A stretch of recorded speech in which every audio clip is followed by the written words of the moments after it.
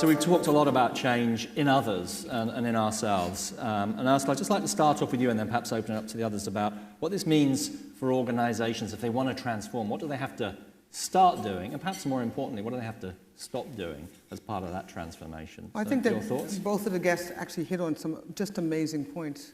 I loved your idea and statement. I say this a lot inside of our company as well, that the customer is not always right. It does sound heretical to say that, but it is actually true. The flip is also true. They're not always wrong. No. Right? So this idea of agility that I talked about earlier, of being flexible and fast but controlled. Yeah. And agility is good when you actually deal with customers because sometimes they're not right, but you're willing to listen and try. So being agile is really important, to be able to adjust, to be flexible, to be able to integrate in a seamless way lots of different inputs and to adjust your business model in a way that's flexible. It's really important. The word of integration is important as well. This idea that we use Salesforce at Xerox. We use Salesforce. We use competitors to Salesforce. We develop our own solutions as well. So this idea of integration in such a way that you don't create silos, but that you can actually move the business forward is very important. This idea as well of not being afraid of different voices, of being, of this not invented here. Remember that when we used to say that a long time? It really is it's screaming at you today. To be a successful business, you literally have to trust your neighbors. You have to trust your employees. And oftentimes, you have to trust your competitors, right? And this idea of actually integrating it all together and figuring out a way to actually sort through everything that you have to deal with and figure out the places that you're going to be expert. And the places that you're going to be expert, you actually invest your time, your energy, and your money. And then find places where you're going to get expertise and expect that that company is investing their time, their energy, and their money on those types of things. It's really a completely different business environment. It's the way that we operate is completely different, but it's not actually that much different than a lot of years ago. We just have more tools, right? Yeah. Everybody wanted to do this, right? Nobody wanted to go by horse if you can get a car, right? Nobody wants to go slow. Now we just have tools that allow you to do it in an amazing way, and everybody can see what you're doing and whether you're doing it. So it's the same goals. Now we just have to be more agile. And this word is an important word for us. Right, thank you.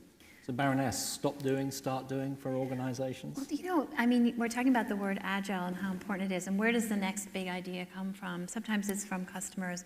I also think that, here in the UK, we have 21 tech clusters that are identified and working. Now, they have DNA from the universities that are there feeding them, the companies, the historic companies that have been there, the expertise and these things. But some great ideas and innovation are coming from all these little pockets. But I think as companies, big companies, you often sort of look inward for the ideas. But I think in many cases, understanding, we did this national cluster map because we want to be able to show businesses all around the world that this is what the UK is great at. We're great at data science. We're great at machine learning and natural language processing. We're great at, big data. We're great at, all kinds of things. And we want to be able to tell the world that so that companies like those in this room will be able to say, the next bit of, innovation might come from one of those clusters. And either in a partnership or some kind of even an M&A experience or opportunity. I think that there's just so much to be learned by sort of tapping in to these creative and innovative communities all around the world. Okay. So it's sort of back to this, not going it alone. Stop going alone, start reaching out, start telling more people what you Definitely. You think of. Yeah, I think we take a lot of inspiration for what we see going on in the consumer world and what we see with our personal, the way we see how consumers are using applications. You go on your iPhone or your Android or whatever, you snap an application in there and you become immediately productive. Why can't that be the same in business? So I agree with you, we don't expect everybody to buy everything from Salesforce, but there will be applications that snap in to improve productivity that way. And so we take a lot of inspiration from what we see going on in the consumer world to how business will change, and that's been a pretty good bet over the years. The other thing I'd say in terms of what stop doing and start doing is I think if you do have that vision of where you're trying to get to, and you test it and you make sure that you're going down the right track, then you really stick meticulously to that, and don't try and be all things to all people. It's really important. Yeah. You know, when we started the business at Salesforce, you know, the number of times big customers came to us and said, we'd love it if you would allow us to run your software on our premises. And it was very tempting when we were a small company, we didn't have much money, and we were just trying to get started. And But it didn't fit. It didn't fit your model. It didn't fit with our model. It didn't fit with our vision of where it was going. And we, as a management team, we discussed it. And should we? Shouldn't we? And thankfully, we stuck with our values and our vision. And that's what's kept us growing at the pace we are, and the 7th largest software company, and going great. I think if we tried to do everything and sort of say, okay, you can now have a copy of our software. And again, we took that inspiration from the consumer world. You know, do you have multiple copies of Google, or do you have multiple copies of Amazon? Or of course you do. And wouldn't that sound silly? And so we kept stuck to the. It's really, this is a really important and just an amazing discussion, because it is natural, right? In your house, you don't can your own vegetables anymore. I mean, you buy them from people who do that for you. There are all these things that we have adjusted to fairly naturally in business, in our personal life, to just assume that somebody can do it better than us, and not even assume, they've proven over time that they can do it better than us. In business, it is amazing how often we think that something that's fairly standard and repeatable, that we can actually recreate it, and we can operate it at scale. We can actually do it in a way that's better than someone whose entire life is focused on that area. Absolutely. It took us a long time as a company to think about this opportunity in that way.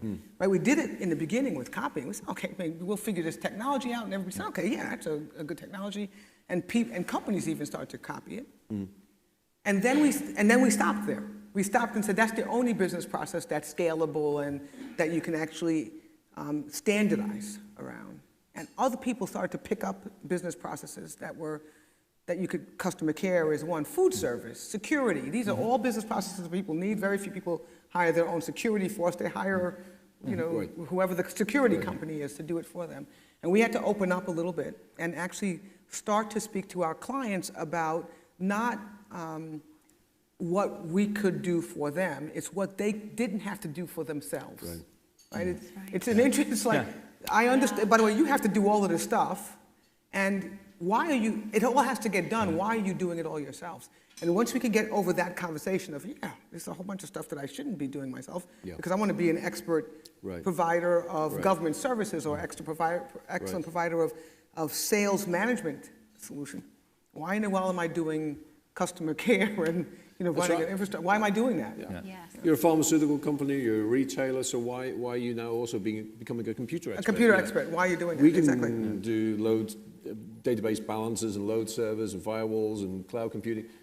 That's what we do, but we don't know how to do retail or pharmaceuticals or manufacturing or whatever. So a company that sells the service like we do, we literally had to back up and go, wait a minute. We're not going to develop our whole sales management infrastructure ourselves. There's a whole company that does that. We'll go and buy it from them. We're not going to do our own IT infrastructure development. There's a whole company that can. There's so many continuous loops of lessons. And take away the complexity. You're taking away the complexity. And the risk, the cost, the complexity, the error prone. It's just an amazing thing. Yes. And it makes it almost a lot more. It does make it a lot more fun and interesting, right? Absolutely. And also, if you can think about what's core to your business, like I know Salesforce, we used to work quite a lot with Salesforce at Facebook, and what is core and what can you open up to developers to do on your behalf? To catalyze your business in various verticals and sectors that you may not be in. And I think both Salesforce and Facebook were tremendous examples of opening up and allowing people to develop for your platform. And both companies actually make money, which is good. Which is good. So I'm the HR guy, so I get to ask an HR question. And I'm going to do this as the last one. So we talked a lot about looking out, listening. We talked a lot about technology and digitization. How about organizations and people with regard to driving this transformation? Any thoughts on how, we've heard the sort of V2 MOM as part of that process. Any thoughts across the panel with regard to what it takes to get an organization working? What's happening with organizations and change? I think that in any organization now, it's so easy for people to get left behind. They get focused on their unique roles and what they're trying to do. And I think it's the responsibility of leadership to identify learning opportunities and to make the time to allow people to do that. Like, we just launched something called the Digital Business Academy. It's working with Cambridge and UCL on, like a lot of businesses said to us, like, our employees don't have what it takes to understand how to operate more in this digital world. Or if you left and had a baby and came back 5 years later, you missed a lot. Yeah. Or you came back 2, 3 years later, it's intimidating. And all that institutional knowledge those people have, you want to pull that along with you, because we need that too. So it's about opening up opportunities and introducing them, or, host a MOOC class, a massive online open course class, every Tuesday night, so people can learn something new, and just bring them along with you. I think it's absolutely vital, because people can be retrained and they want to stay relevant and be part of the future of the business or the future of the organization, but you have to sort of help them along. Because I think sometimes, it's overwhelming. They don't have even the time to think about doing something extra. Yeah, you're right. We spend so much time asking for change to happen, enabling it. Exactly. We got to pull them with us. Great.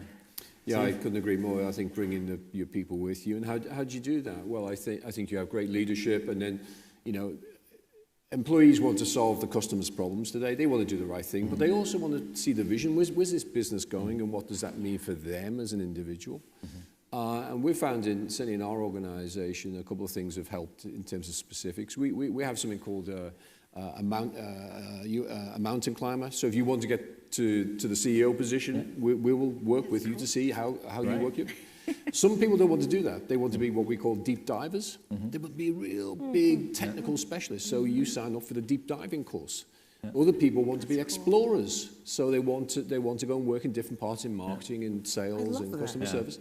So we have different types where people can sign up for their own individual desires, and we value them just as much. A deep diver is just as important as an explorer in our business. But if they have that vision of where the company's going, they can solve today's problems. You keep them with you. And of course, we have a view if you're good enough, then you're old enough, and gender, sex, race, anything else, age is irrelevant. You're good enough, fantastic. You get the job. Right. I love that use of language. So we've got this: develop yourself, have a vision for yourself, and enable that through the organization. Yeah. That's great.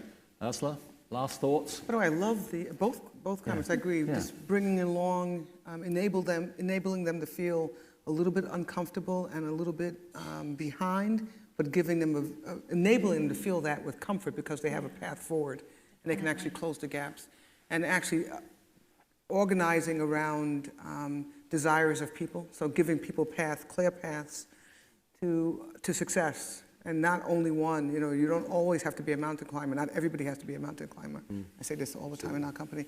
And I'll take it from a little different structure. This idea, we deal with this a lot. So what structure do you have to have? And with a digital economy with lots of different information at your fingertips, I look at structure as really important. And I think about the fact that we think that we don't really need structure anymore, because of course everybody can go off and do their own thing and work.